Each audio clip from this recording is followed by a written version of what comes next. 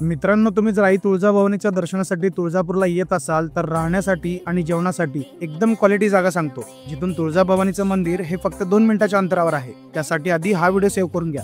तुळजापूरमध्ये enter केल्या छत्रपती शिवाजी महाराजांच्या पुतळ्याच्या एक्झॅक्ट बाजूलाच नारायणी एक्झिक्युटिव्ह म्हणून हॉटेल आहे, जिथे तुमची राहण्याची आणि जेवणाची एकदम भारी सोय होऊन जाईल। मी इथे राहिलोय म्हणून पर्सनल एक्सपिरियन्सने सांगतोय। इकडच्या रूम्स आणि जेवणाची क्वालिटी टॉप नॉच आहे। फॅमिली सोबत दर्शनाला गेल्यावर आपल्याला काय लागतं तर राहण्यासाठी स्वच्छ जागा, जिथले वॉशरूम्स एकदम क्लीन असतील, खाण्यासाठी स्वादिष्ट जेवण आणि एकच नंबर ॲम्बियन्स, जे खरंच इथलं खूप भारी आहे।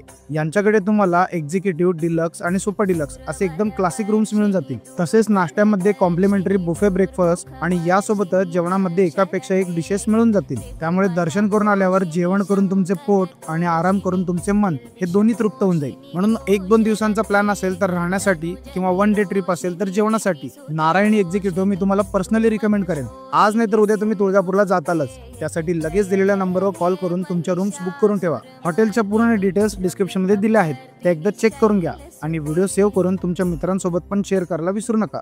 धन्यवाद।